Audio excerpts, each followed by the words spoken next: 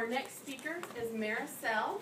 Maricel will be giving us a speech entitled Tales from the Road. Tales from the Road of Outside Sales. Maricel.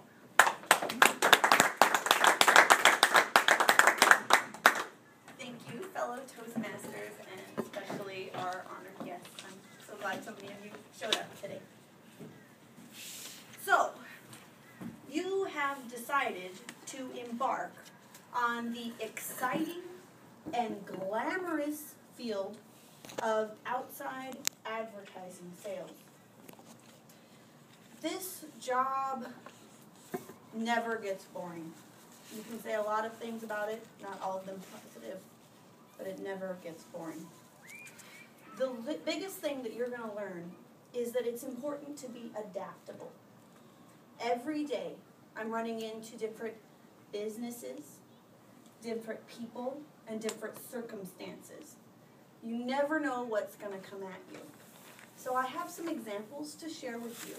The lessons you can learn from these examples are going to be pivotal in your success as a career.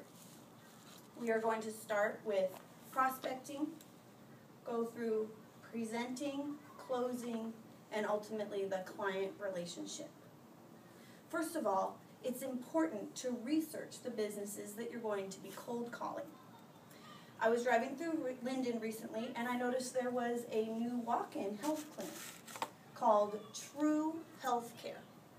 I decided to Google the business before calling on them so that I might have something interesting to say to them. I was very surprised to see many references about a medical marijuana dispensary. I don't think the feds would have been too happy if we'd put a coupon in our envelope for them. While research is important, it's also very pivotal to keep your head in the game and to know where you're heading. One experienced, seasoned sales professional, let's call him Dick, was so interested and intrigued in reading his notes about the business that he was about to walk into that he failed to notice the caution tape surrounding the business. He also failed to notice the owner, the manager, and the accountant all standing outside admiring the brand new sidewalk that had just been installed in front of their store. As Dick stood in the concrete that had been poured not 20 minutes beforehand, he exclaimed, "I was just trying to make a lasting impression." Making a lasting impression is something, but it's also important to actually get the presentation scheduled. Another experienced rep, let's call her Jane, was doing a presentation for a retail boutique. It was a very popular store. They were quite busy on the sales floor.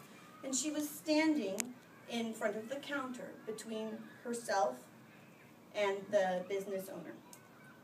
As she stood there, she felt something kind of slip.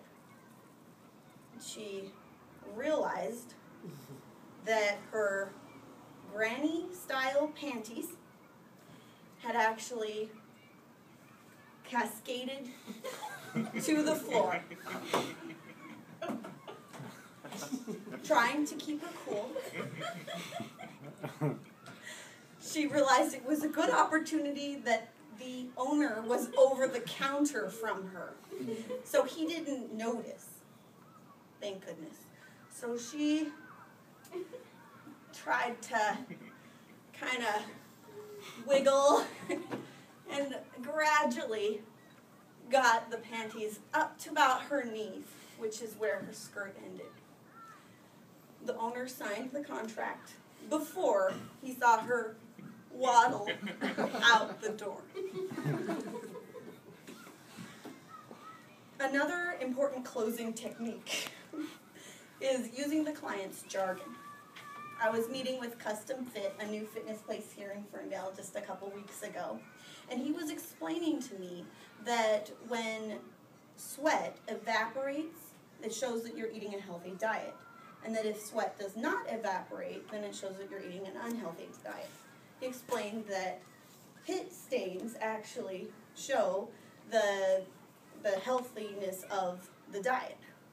So later, when I showed him the pricing proposal, I said, could you please tell me how many pit stains it would take to cover the cost of this advertising?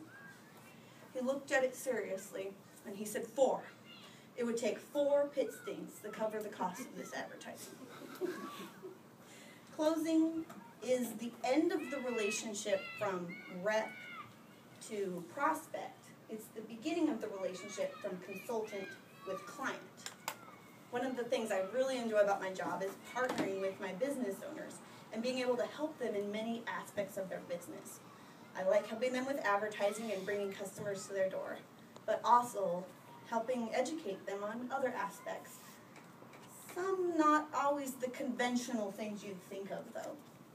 I had a new transmission client, and when I asked him for his email address, he said it was tranniedoctor@gmail.com. I could not contain my laughter. He said, why is that funny? And I said, well, at least that's not your business's name. He says, I used to own a business named Tranny Doctor in Seattle. And I said, did you see any colorful people coming to your place of business? And he says, no. I said, you seriously don't know what tranny means, just transmission. So I had to educate him that transvestites and transsexuals are also referred to as trannies. He frowned and exclaimed, oh, well, I'm not that kind of doctor.